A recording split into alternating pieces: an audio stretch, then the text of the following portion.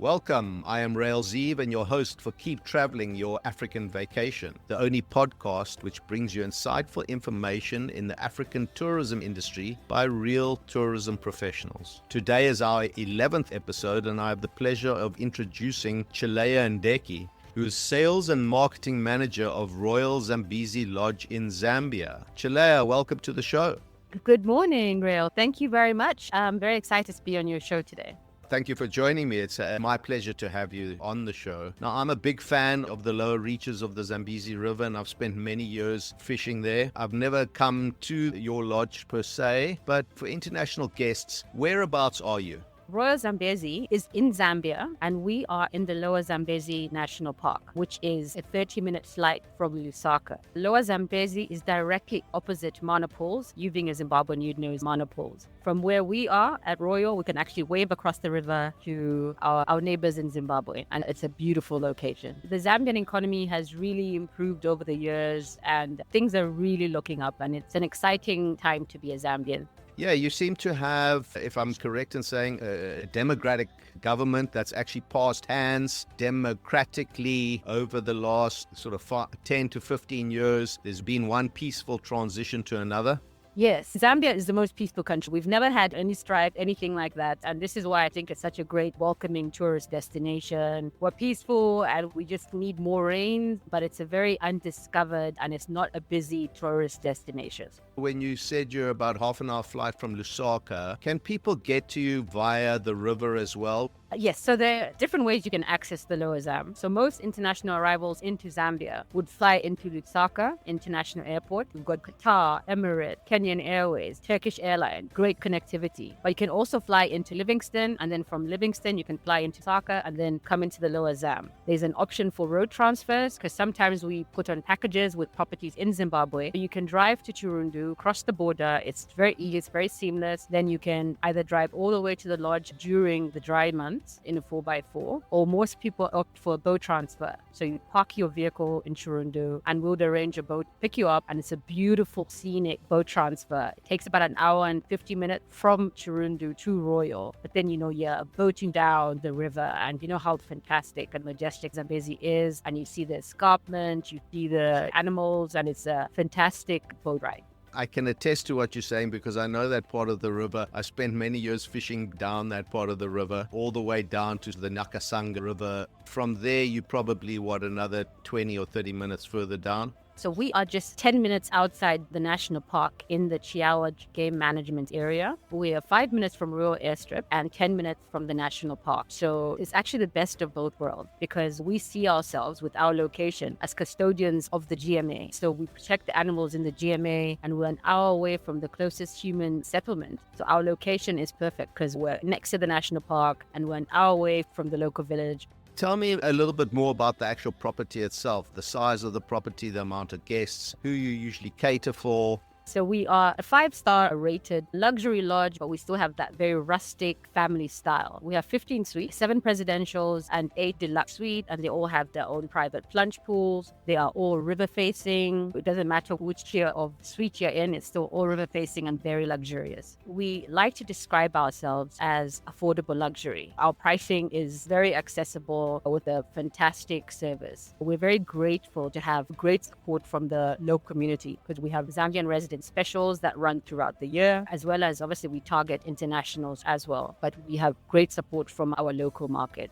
So you're talking about affordability, so it's an all-inclusive package. So our rate includes all your meals, your choice of 2 different safari activities a day. The type of safari activities we offer, obviously the typical game drive, or walking safaris, underneath the winter thorns. We do canoeing. It's just so scenic. And that's my favorite way of safari actually, which is canoeing. Tiger fishing, which you've participated in. And it's strictly catch and release as well. But we also offer hiking. You'll see the escarpment in the Lower Zam. One of the highest mountains on the escarpment is called Chilapila, which means never again in the local language. It's a challenging and a beautiful hike. It takes about 2.5 hours to get to the top of the mountain. But then you have the whole view of the escarpment of the valley. You can see the Zambian side, the Zimbabwean side, and it's just beautiful. It can only be done during the colder seasons because obviously it gets really hot and it's quite taxing, but it's absolutely worth it. during COVID, actually, we're one of the only lodges that stayed open. We're fortunate that Zambia wasn't into a lockdown. People wanted to escape, and we have great Wi-Fi. So people would come for long stays, 2 weeks, would work from there. And so we put together a Chilapila challenge. Okay, so it's a personal challenge up the mountain and back. So it was really popular. So families came with children, obviously over a certain age. It worked very well, and it was just a way of people unwinding and reconnecting with nature. Did you participate, Chileya? I want to know, were you in the team? I wouldn't want to tell a lie. No, I haven't done it yet, but it's on my to-do list for this year. I think it's about time that I tackled the mountain. Okay. A bit of exercise never hurt anybody. So yeah, while you're still young and able to do it, I strongly suggest you get up there. And I'm sure the climb, the whole experience must be an absolutely wonderful thing for people to do. And like you said, you're offering that to the guests, right? Yes, but only during the colder season. But that is definitely an option that we promote. Did you see a lot of wildlife while you're trekking up and down? Yes, you do see wildlife. Actually, our guides conduct the hike with a scout from the Department of National Parks and Wildlife, obviously for the safety aspect. You mentioned a little bit about the people around the camp. Tell me about what you do in terms of staff. I'm assuming that you would take staff from the local areas. What are you doing as far as an upliftment program for younger people to come through into the hospitality sector? The heart of Royal lies in its people, and we're very committed to hiring locally and providing training for our staff from the local community. So we have great staff retention. For example, I've been there for 13 years, and most of our staff have been as well, the senior staff. And what we found now is that we have even more of the children. For example, one of our oldest chefs, his 2 sons have been through it. This is what happens a lot. So you have that continuity. Even our guides as well. We have senior guides, and then their sons are now trainee guides. So we are committed to that.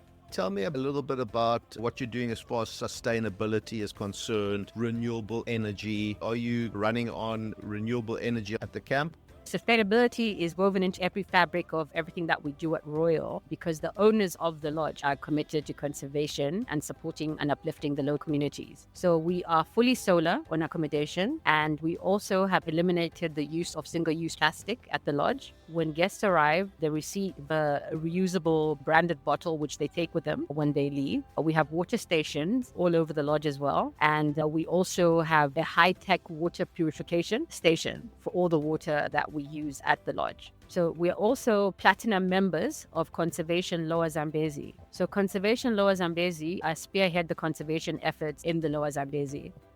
We are 15 minutes away from CLZ, as we call them. So guests staying at Royal have the option of actually visiting CLZ and seeing what they're doing with the anti-poaching activity. So you can visit the center, have a discussion about what they're doing. Additionally, we also support Zambezi Harvest, which is an initiative started by the ladies in the local village, where they grow vegetables and different supplies, which we source from them. Because obviously we want to support and empower the local community. We also want to provide really healthy, nutritious, and fresh and seasonal food for the guests staying at the lodge. Something else that we do in the local community is support the local schools. We regularly fundraise and supply books, stationery. If the schools need painting, if the desks are broken, our maintenance team go to the schools and help fix things there. But we've also built water pumps in the villages as well, so that the women can access water from the water pumps, clean fresh water from the water pumps, without risking their safety by getting water, as they used to do in the past, from the river. One of our greatest passion projects has been the maternity ward, which Natalie Black, our general manager, in conjunction with one of our guests, fundraised tirelessly for years to build a local maternity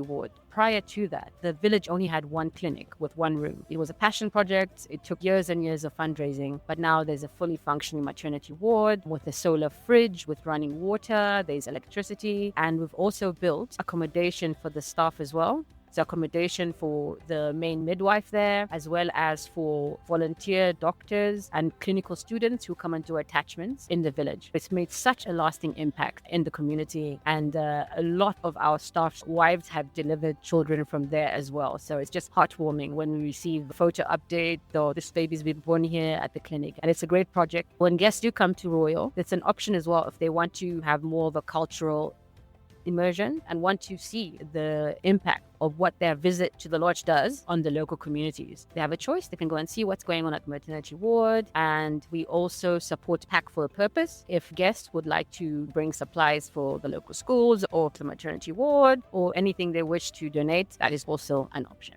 That's fantastic. A fantastic initiative. Well done to you and your team. Chileya, I always get to a point in my interviews where I want to learn something about Chileya, and I want a funny instance where maybe you nearly fell into the jaws of a crocodile waiting for you on the river. Something that you can laugh about yourself, and then when listeners are listening to the podcast, they can say, geez, this lady's really down to earth and we like listening to her. You've been at Royal Zam for 13 years. I don't know where you were prior, so you might want to just start off with telling me your journey and then ending off with something that you can laugh about. So I was born in the Copperbelt province of Zambia, where I developed a love for adventure and nature because my father had an interest. So we would take family holidays and visit national parks when I was younger. That inspired me. And what was great during those days was that Zambia Tourism had these great initiatives where companies had family packages for their staff to go and explore Zambia. I think this was an initiative by our first president, Kenneth Kaunda. So we'd go on these big buses and there would be like different families all from one company and we'd all be at the lodge for about a week, and it was absolutely fantastic. So that inspired my love for nature. I also attended boarding school in rural Zambia where we used to camp, we used to hike, we used to rock climb and birdwatch. So that cemented it. I moved out of the country and studied. I did my A-levels abroad. When I came back to Zambia, I worked in media and advertising, which could be quite cutthroat and stressful. So when an opportunity came to swap city life for the beauty of the Lower Zam, I took a leap and I've never looked back. I fell in love with travel and tourism. I actually used to live down at the lodge, and it was just amazing to wake up at 5 o'clock in the morning to watch the sunrise, having a cup of coffee, no phone calls. I just fell in love. It just brings me so much joy to inspire local and international travelers to discover Africa and our magnificent wilderness. Royal Zambezi Lodge has allowed me to combine this passion for nature with our culture and storytelling. And it's a privilege for me to help other people fall in love with Zambia and visit Zambia because we have so much to offer, not just in the Lower Zam, but all over Zambia. We've got the second largest wildebeest migration in the Luo National Park in Zambia. We've got the second largest bat migration in Kasanka National Park, which happens in October to November every year. We've got South Luangwa, the home of the walking safari. We've got Kafue National Park, which is just so vast and wild. Zambia is a fantastic, unexplored destination. It's the type of place when you go on a game drive and you see an amazing sighting. It's highly unlikely there'll be more than 2-3 other vehicles around you. You still feel that raw wilderness. You don't feel like you're in a zoo. You really feel that you're alone and it's exclusive and intimate. I think some people say, oh, we don't know Zambia, we don't know Zambia. That's not necessarily a bad thing. It means that when you do come to know Zambia, you appreciate why it's such a special place. I'm not going to let you off the hook, though. So, Chileya, we want a funny story, something that you're a little bit embarrassed about, but you're happy to share. Okay, so my first week at Royal Zambezi Lodge, I'll tell you 2 funny stories. So I was moving to the bush from the city. I was told that I could bring a few things because I'll be living there. I didn't understand. I thought I could bring enough because I was told I was going in a big aircraft. And I practically packed my whole house, furniture, etc. I get to the airport and I'm going in a caravan aircraft. And I've got the big chest of drawer, my big TV, this and that. And the pilots are just like, excuse me, where do you think this is going? I was like, well, it's coming with me. I'm moving to the bush. And yes, they've never let me live that down. Then the first week living there, I was in the office by myself and I see something at the window. So I look up and it's a snake coming through the window. And I screamed so loudly for about a minute until one of the guides came in, or maybe longer. And it was harmless spotted bush snake. But I lost my voice. When they gently guided the snake away, I went to my room and I refused to come to the office for a few days. I was like, I'll work from my room until the snake goes away. But then obviously traumatized and they're not out to get us. We're living in their space. So you just have to respectfully let them pass by or move away. Now that you've been in the bush that much longer, have you learned to handle the wildlife yourself? If you come up against a snake again, are you going to scream blue murder, or do you think you can handle the situation this time? No, that was more than 12 years ago. We are at one with nature. You just have to be respectful. We always give our guests a safety briefing when they come. If you see a snake, you see an animal, you don't approach it. You let it pass by because they're more scared of us than we should be scared of them. We just always be respectful because we're living in their home. And you just observe them. When you see that, it's a photo moment. Chileya, I know that you've been very kind in donating a prize giveaway to a lucky listener of the podcast. Please, can you fill us in with the details of that prize giveaway? Oh, yes, of course. So we would love to offer whoever wins a 2-night stay for 2 people in a presidential suite. This would include a choice of 2 safari activities a day, all your meals, teas and coffees, transfers from Royal Airstrip. Chileya, that's a fantastic giveaway. I really appreciate it for the podcast listeners. I'm sure the lucky listener will be over the moon at a chance to win that. Thank you again so much for coming on the show. I really appreciate your time and discussing your passion and Royal Zambezi Lodge. Thank you so much, Rael, and I hope that you make your way down to the Lower Zam sometime in the near future. Oh, thank you, Chileya. I need no convincing to be on the river. It was my pleasure having you. Today we were chatting with Chileya and Ndeke from Royal Zambezi Lodge in Zambia. Tune in again next week when we will be chatting to the brother and sister team from Sungani and Kulandila camps in Zambia. Do not forget that awesome prize giveaway of a 2-night all-inclusive stay from Chileya at Royal Zambezi Lodge on the Lower Zambezi. All the details can be found in the show notes of this episode, or head over to www.wildsunsets.travel/podcast. If you enjoyed the show, please rate the show on Apple Podcasts or drop me an email. My name is Rael Zeev, and consider this. A few years from now, you will not remember how much it cost you, but you will still remember the memories you made. Keep traveling.